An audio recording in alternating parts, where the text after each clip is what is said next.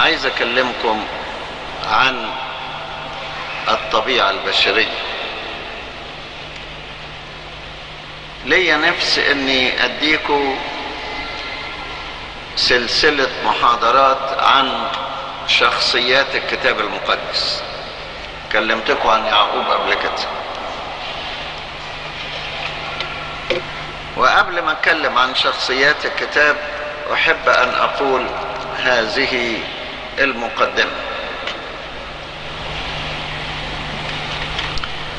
ربنا خلق الإنسان على صورته في التقوى والبر وفي العقل وفي الإرادة وفي الروح، لكن طبعا الله غير محدود والإنسان محدود. ربنا خلق الإنسان في صورة كبيرة من البر، ولكنه في نفس الوقت خلقه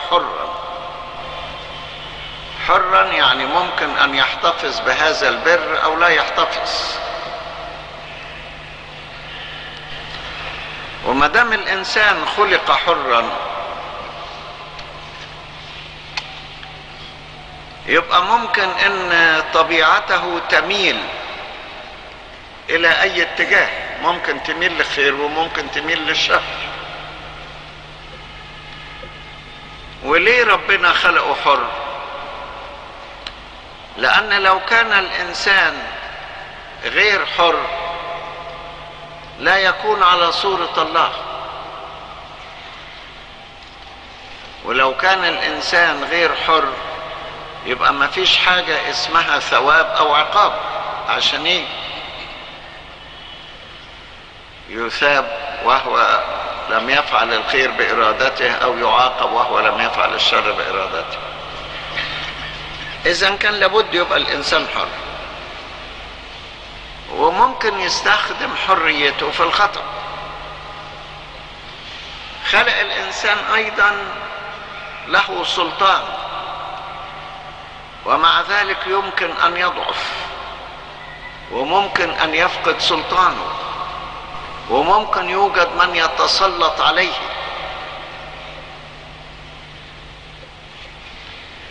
خلق الإنسان بعقلية جبارة، هذه العقلية التي استطاعت أن تصل إلى الكواكب، إلى القمر، هذه العقلية التي اخترعت اختراعات عجيبة جدا تبدو كخيال، ومع ذلك ممكن أن الإنسان يجهل ويقع في الجهل. حتى كبار العلماء والمفكرين تلاقي عقلهم في ناحية معينة كبير جدا وفي ناحية تانية فيش خالص.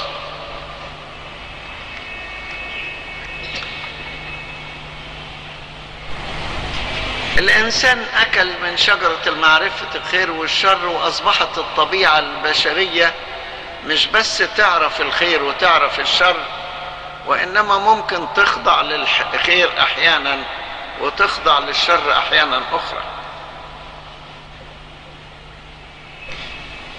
بصينا لقينا أبناء آدم هم أيضا فيهم الخير والشر. قايين وهابيل كانوا أيضا رمزا لشجرة الخير والشر، ويعقوب وعيسو كانوا أيضا رمزا لمعرفة الخير والشر. ووجدنا أن الطبيعة البشرية حتى من الأب الواحد والأم الواحدة فيها الخير وفيها الشر. 2 اخوات مولودين من أم واحدة ومن أب واحد، واحد فيه خير والتاني فيه شر، موجود. زي ما ربنا قال لرفقة في بطنك أمتان ومنك يفترق شعبان، وكبير يستعبد لصغير. اهو من بطن واحدة خرج خير وشر. الطبيعة البشرية هي كده.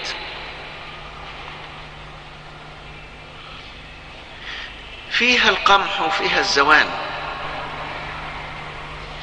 هي زي الطبيعة اللي في العالم، زي الطبيعة اللي فيها الفحم والماس، وكلاهما من أصل واحد،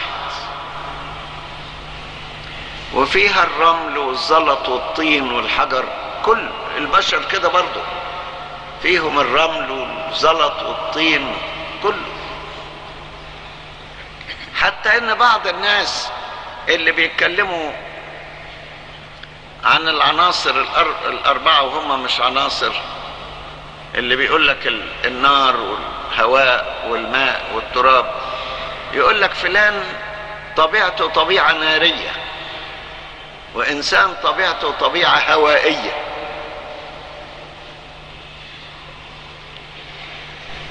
والباقي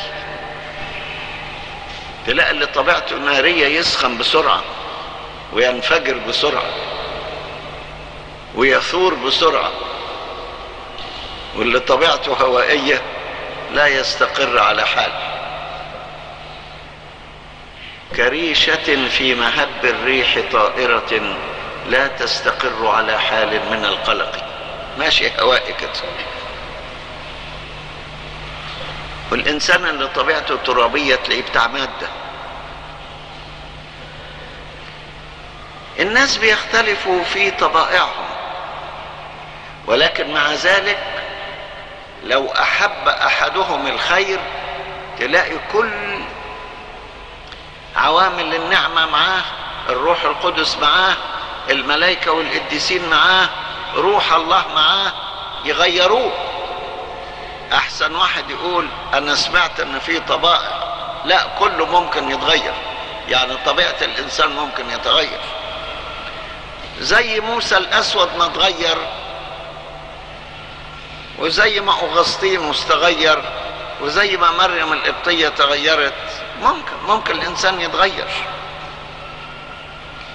لأن طبيعة الإنسان قابلة للتغير. ممكن يتغير من الخير للشر، وممكن يتغير من الشر للخير، وممكن يتغير في يوم واحد، ويمكن يتغير على مدى زمني. ممكن، كله ممكن. طبيعة قابلة للتغير. الوحيد الذي لا يتغير هو الله، ليس عنده تغيير ولا ظل دوران.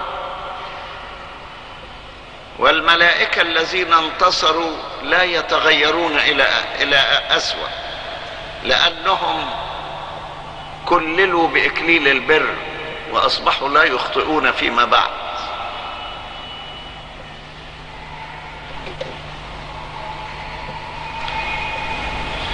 فالطبيعة البشرية فيها عنصر الميل وعنصر التغير، ليس فقط بالنسبة للأشرار إنما بالنسبة للأبرار أيضا. يعني زي ما قلنا فيه الخير وفيه الشر. تلاقي فيه يوسف الصديق وأخوته، إخوات من أب واحد، لكن هو طبيعة وهم طبيعة. تلاقي سليمان وأبشالوم من أب واحد، ولكن ده طبيعة وده طبيعة.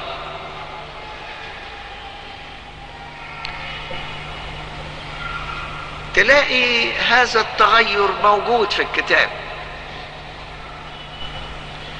خدوا مثلا في الشخص الواحد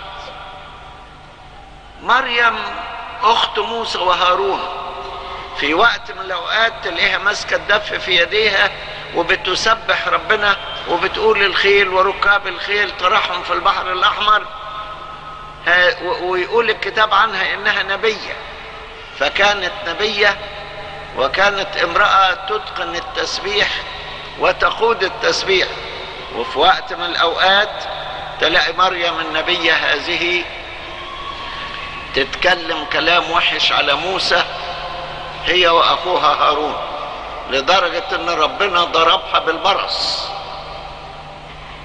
في سفر العدد إصحاح 12. هي نفس الشخص. الطبيعة البشرية كده. قابلة للتغير. من أحسن الأمثلة اللي تدل على تغير الطبيعة البشرية آخر آية في سفر التكوين إصحاح 8 بعد ما رسى الفلك. شوف يقول إيه: مدت كل أيام الأرض زرع وحصاد وبرد وحر وصيف وشتاء ونهار وليل لا تزال. هكذا الطبيعة البشرية، فيها برد وحر وفيها ليل ونهار وفيها ظلام ونور وفيها شتاء وصيف. طبيعة بشرية هي كده. واحدة تلاقيها داخل جوزها في البيت متهلل وفرحان وتشعر انها سعيدة معاه في هذا اليوم، ويوم تاني تلاقي وشه اتقلب وبقى حاجة تاني، الكلام غير الكلام والوجه غير الوجه والمعاملة غير المعاملة. ما تتضايقيش، الطبيعة البشرية كده قابلة للتغير، قابلة للتغير. إن كان هو في فترة الشتاء في عاطفته، امسكي له شمسية تمنع المطر من انه يبللك، يقول لي طبيعته كده، هينزل عليا كده دش ما طقوش، معلش. الطبيعة البشرية من النوع اللي بيتغير. يعني ايه بيتغير؟ بس يعني هارون مثلا، انا بقى مش بتكلم على الناس خطاة، هارون رئيس الكهنة اللي كانوا بيحطوا صفيحة من ذهب على جبهته مكتوب عليها قدس للرب، اللي ربنا اختاره. حتى في العهد الجديد في العبرانيين يقول: لا يأخذ أحد هذه الرتبة من نفسه أو هذه الكرامة من نفسه إلا المدعو من الله كما هارون. قدس للرب، كان نبيا لموسى النبي، ومع ذلك وأول واحد مسح بالدهن المقدس، بالمسحة المقدسة. نجد هارون في يوم من الأيام يلخبط مع مريم في موسى النبي، وربنا مسكه ووبخه، بس ما ضربوش بالبرص زي مريم لئلا يلقى خارج المحل والكهنوت يقف. كويس ان ربنا يعني عمل مقام لكهنوته، لكن في نفس الوقت وبخه. ونجد هارون هذا اللي هو كان نبيا وكان قدسا للرب، وكان الوحيد اللي بيقدر يخش قدس الأقداس. هارون هذا في وقت من الأوقات خاف من الشعب وأخذ منهم الذهب اللي عندهم وصنع لهم عجلا ذهبيا وقال لهم: هذه آلهتك يا إسرائيل التي أخرجتك من أرض مصر. جرى لك يا هارون؟ فين عقلك؟ فين نبوتك؟ فين كهنوتك؟ فين شجاعتك؟ طبيعة بشرية، طبيعة بشرية ممكن انها تضعف. ما تقوليش ازاي الحكاية دي تكتب في كتاب مقدس. ربنا في الكتاب المقدس بيقدم لنا البشر كبشر، مش صور مخترعة. البشر ببشر بنفس طبيعتهم، بنفس نفسيتهم، بنفس فكرهم، هم الطبيعة اللي ممكن تتغير. يعني مش بيقدم لنا مثاليات خيالية بحيث لما واحد يحب يمشي في طريق ربنا يقول: دول ناس يا عم احنا مش قدهم، دول خيال. لا ابدا، بيورينا البشر كبشر ممكن ان يضعفوا وممكن ان يخطئوا وممكن ان يسقطوا، ونعمة الرب تقيم. ولو النعمة سابتهم يشابهون الهابطين في الجب. هي الطبيعة كده. الكتاب المقدس يقدم لنا سليمان كأحكم أهل الأرض، وليست حكمة بشرية عادية، إنما حكمة أخذها من الرب نفسه، نعمة من ربنا، وبدأ حياته بالحكمة، وضربت لنا أمثلة في الكتاب المقدس عن حكمته. وبعدين نبص نجد هذا الرجل العظيم تزداد عظمته بأن الله يظهر له مرتين، مرة في حبرون ومرة في الهيكل في أورشليم، ويصلي ويبارك الشعب، وهو اللي يبني هيكل للرب وهو اللي يدشنه. وفي وقت من الأوقات نلاقي سليمان الحكيم هذا بدأ يقع في المادة وفي شهوات الأرض، ويشتهي أن تكون له جنات وفراديس، ويقول ومهما اشتهته عيناي لم أمنحه عنهما. ويتزوج عدد من النساء خيالي، هو الوحيد يمكن في العالم كله اللي اتجوز عدد زي ده. ده مين؟ ده أحكم أهل الأرض. وبعدين يفقد سليمان حكمته، ونساءه يبعدنه عن الله. ونلاقي مأساة مكتوبة عن سليمان في ملوك الأول إصحاح 11. يقول إن سليمان في أيام شيخوخته أبعدوه النساء عن ربنا، ولم يعد قلبه كاملا أمام الله مثل قلب داود أبيه، وبدأ يبني مرتفعات للأصنام وللآلهة. جرى لك إيه يا سليمان يا أحكم أهل الأرض؟ هكذا الطبيعة البشرية.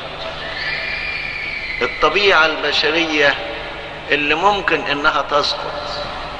مش بس سليمان، ده الكتاب بيقول الصديق يسقط 7 مرات في اليوم ويقوم. طبيعة بشرية ممكن تسقط 7 مرات. تقول لي يعني كده كل الناس خطاة؟ لا أبدا. أقول لك إن الفرق بين البار والشرير إن البار القاعدة الأساسية في حياته هي البر، لكن يمكن في فترات أنه يسقط. والشرير الطبيعة الأساسية في حياته هي الشر، وممكن في بعض الأوقات يمشي صح وممكن يغلط على طول. هكذا الطبيعة البشرية. يعني الإنسان الواحد ممكن أن يتشكل. داود النبي مثلا رجل القيثار والمزمار والعشرة الأوتار، مرنم إسرائيل الحلو، رجل الصلوات والمزامير اللي بنصلي بصلواته، الذي اختاره الرب ومسحه صموئيل النبي، الذي أعطاه الرب قوة فانتصر على جولياط الجبار، وقال له أنا آتيك باسم رب الجنود، اليوم يحبسك الرب في يدي. يحبسه الرب في ايده. في ايد مين؟ في ايد داود. داود اللي قال عنه الكتاب انه كان اشقر مع حلاوة في العينين، يعني صوته حلو ومزاميره حلوة وألحانه وقيثارته وعوده كلها حلاوة، وحتى وشه حلو. داود هذا الذي أحب الله حبا عجيبا، وقال له محبوب هو اسمك يا رب، فهو طول النهار تلاوتي. داود اللي يقول لربنا اشتاقت نفسي إليك كما تشتاق الأرض العطشانة إلى الماء، اللي بيقول له 7 مرات في اليوم أسبحك على أحكام عدلك، اللي بيقول له في نصف الليل نهضت لأشكرك. ايه ده؟ الى ايه لما يغضب داود؟ يغضب؟ ده الكتاب بيقول اذكر يا رب داود وكل دعته، كل ودعته دي صحيح طبيعته وديعة، لكن لما يغضب غضب مرة على نبال الكرملي وقال يفعل الله بي ويزيد إن كنت أبقي له في الصباح بائلا بحائط. والولاد بتوعه يلا يا انت وهو، يلا على ايه؟ يخلص على نبال الكرملي. لغاية لما جت أبيجايل وعقلته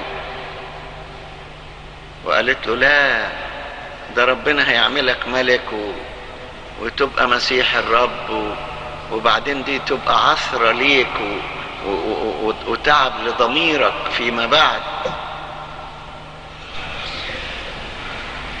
وحيلته بشوية هدايا جابتها معاه ووضبت. حتى داود الهدايا تنفع. وبعدين قال لها مباركة أنت ومبارك هو عقلك، لأنك منعتيني اليوم عن إتيان الدماء. بقى الراجل بتاع القيثار والمزمار بتاع الغنى والتسبيح والترتيل يبقى بتاع إتيان دماء. الطبيعة البشرية هي كده، ممكن تعلو وتهبط، ممكن تغطس وتقب. ونلاقي داود برضه في وقت من الأوقات أخطأ خطأ كبيرا وربنا بعت له ناثان الكاهن ووبخه وقال له أنت هو الرجل، فقال أخطأت إلى الرب وبكى بدموع.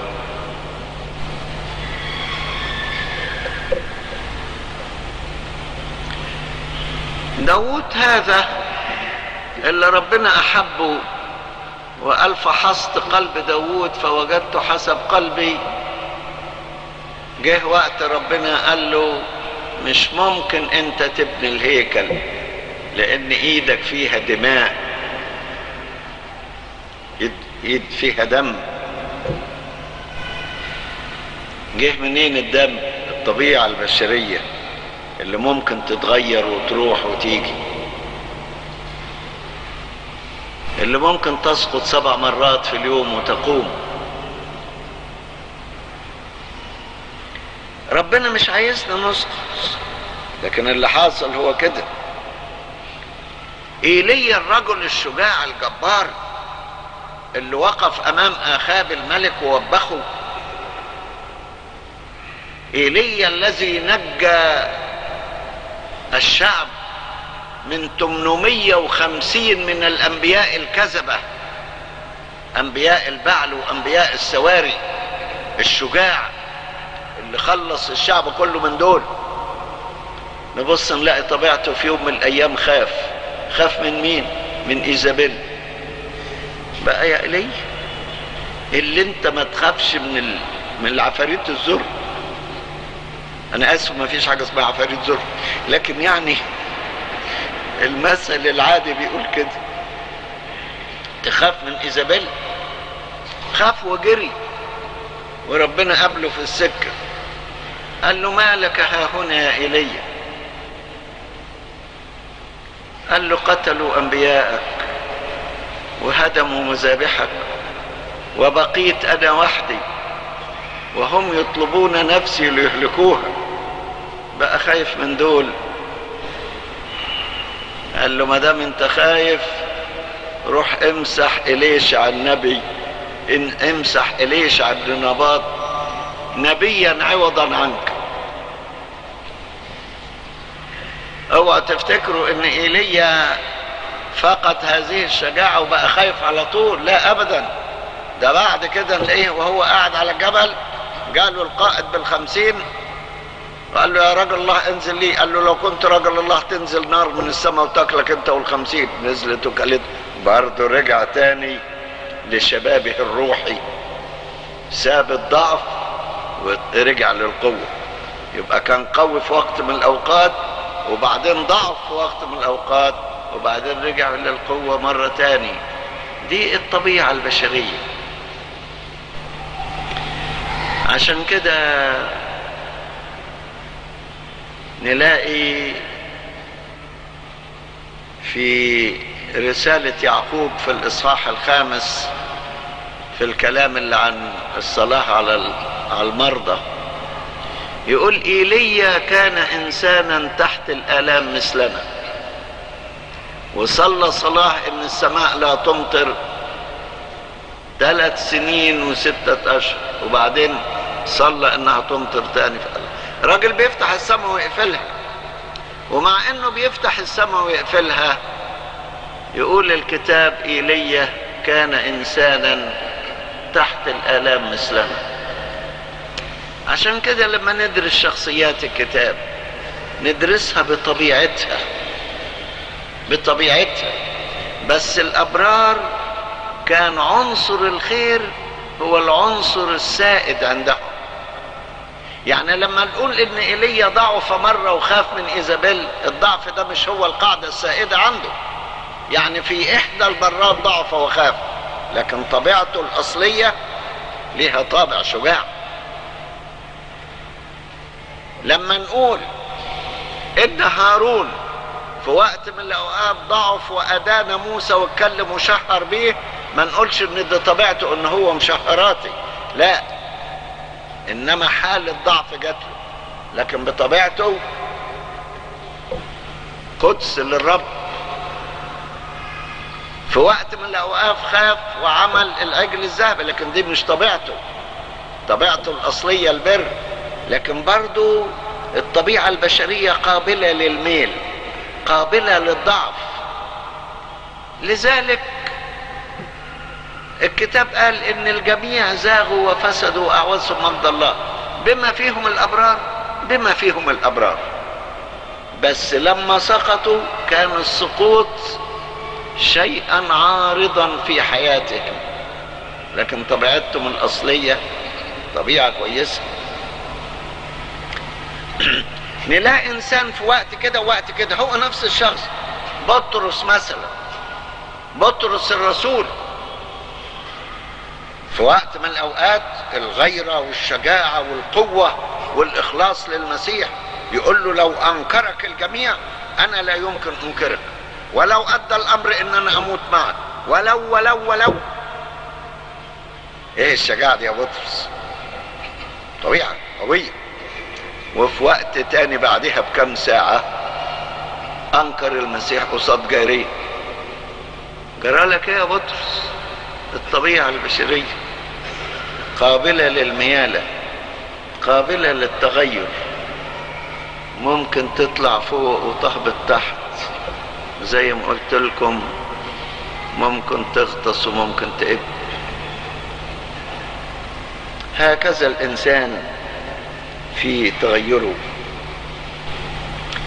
الشعب اللي مشي وراء موسى في وقت من الأوقات بكل إيمان حط رجليه في البحر الأحمر جوه المية ومشى داخل الماء بكل إيمان طبعا. وفي وقت تاني تذمر على الله في البرية،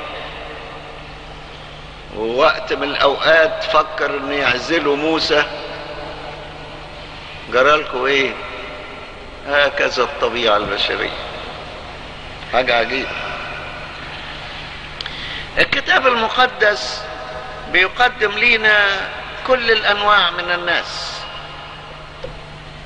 يقدم لنا حكمة الشيوخ ويقدم لنا عنف الشباب وتهورهم. الشيوخ اللي قالوا لرحبعام إن صرت اليوم عبدا لهذا الشعب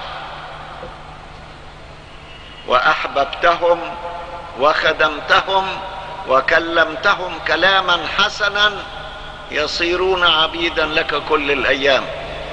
والشباب اللي يقولوا له لا، ده انت تقول لهم ابي ادبكم بالصياط وانا ادبكم بالعقارب، انتوا فاكرين ايه؟ فاكريني ضعيف ولا ايه؟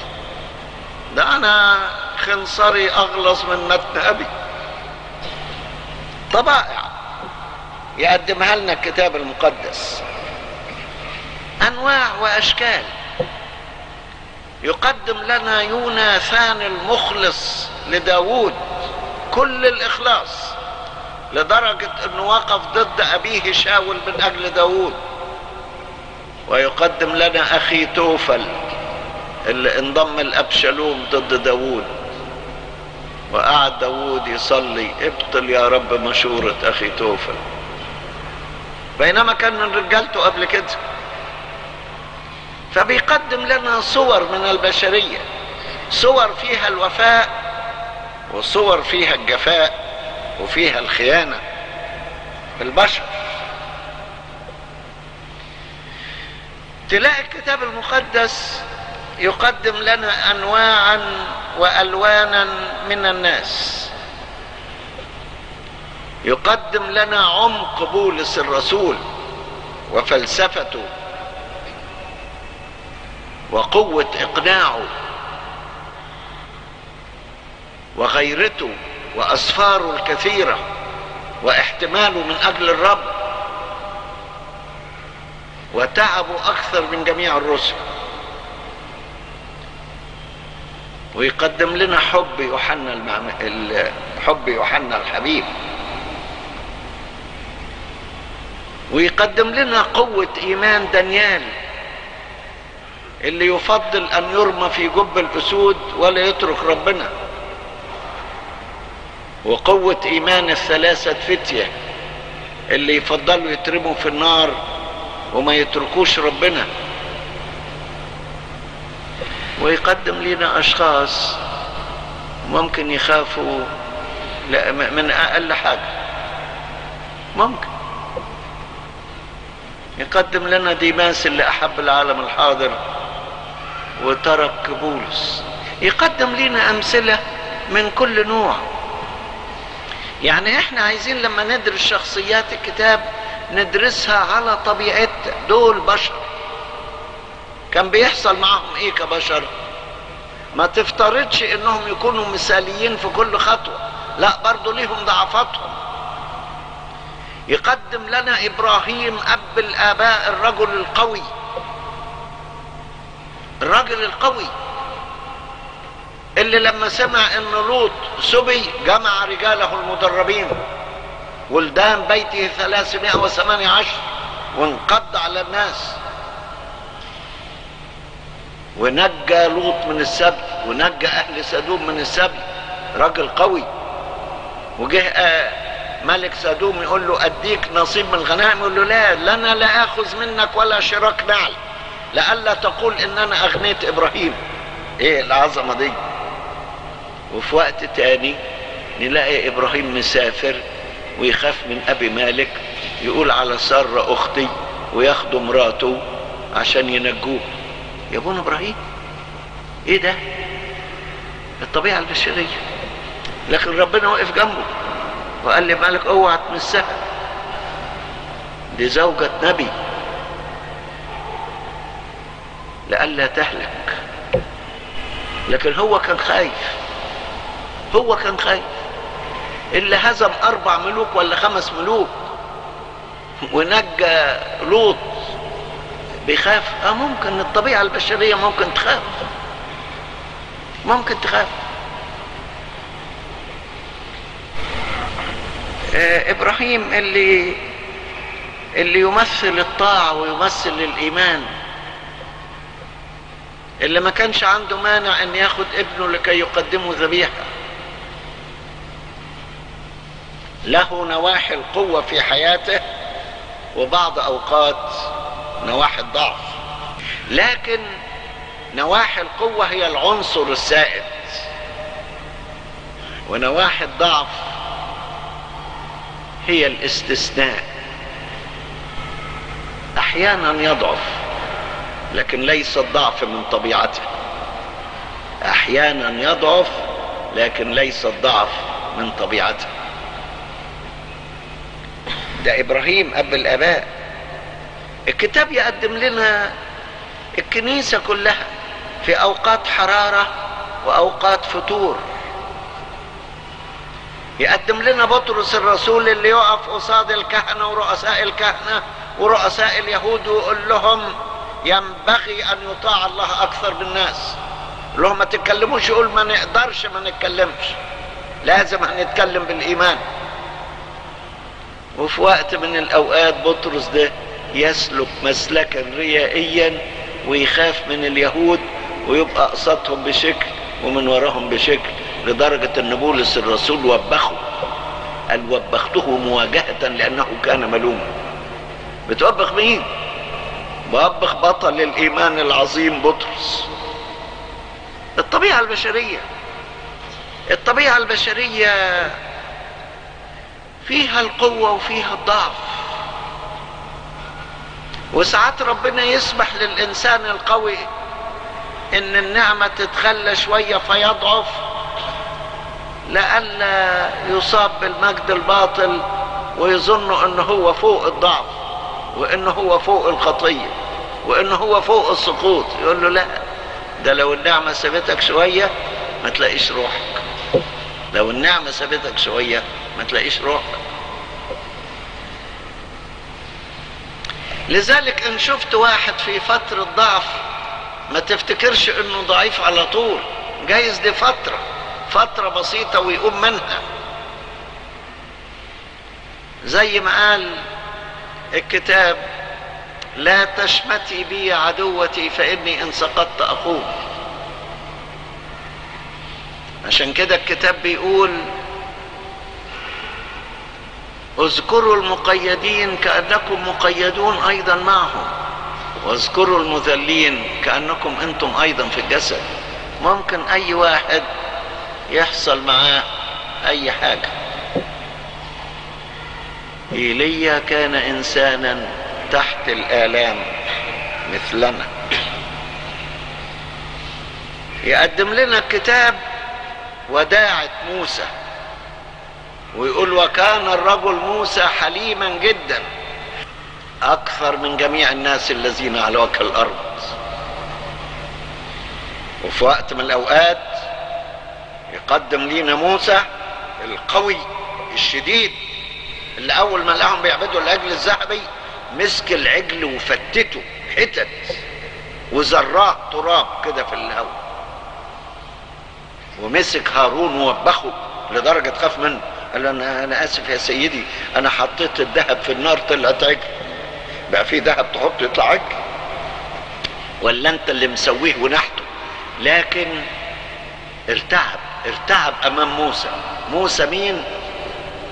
الحليم جدا أكثر من جميع الناس الذين على وجه الأرض.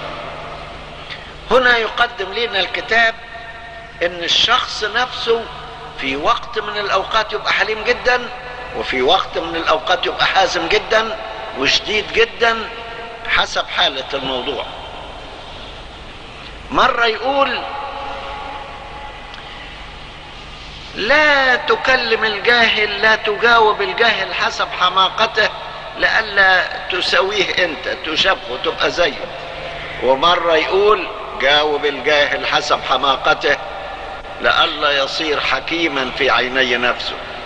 يعني في حالة ما تتكلمش ويكون السكوت فضيلة، وفي حالة تتكلم ويكون السكوت خطية. دي الطبيعة التي تفهم الحكمة في التصرف، متى تفعل هكذا ومتى تفعل العكس. كل فضيلة من الفضائل نجدها ممثلة في الكتاب المقدس في شخصية من الشخصيات في قمة قممها، وكل خطية نلاقيها ممثلة أيضا في الكتاب في بعض الناس في أحط مستوى ليه. الطبيعة البشرية فيها دي ودي.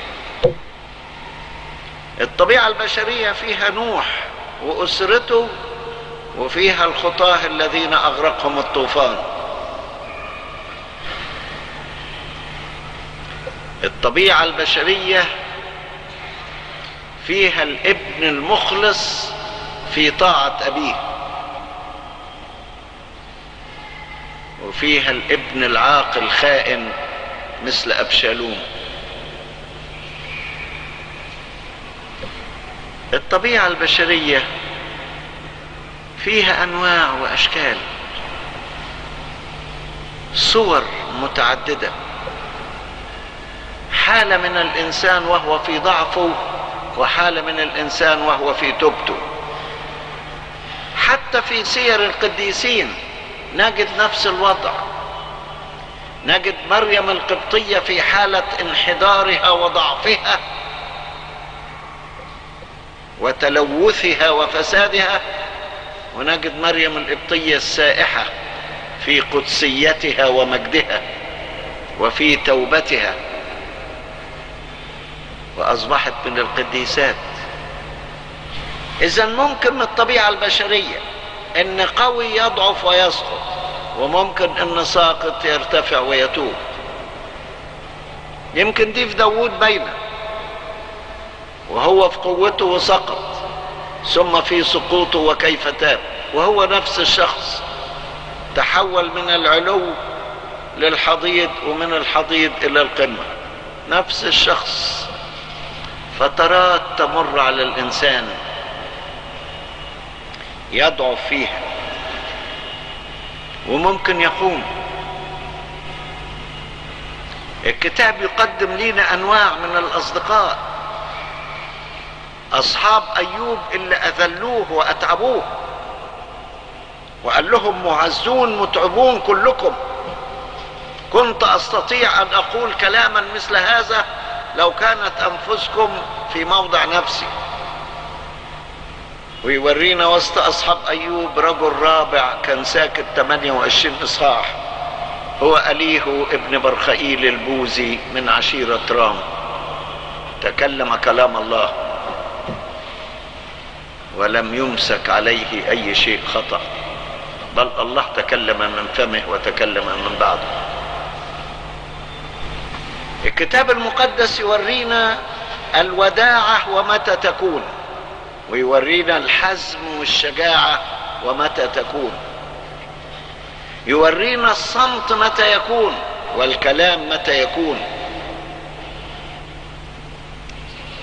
يورينا الغيرة المقدسة التي تقوم وتعمل،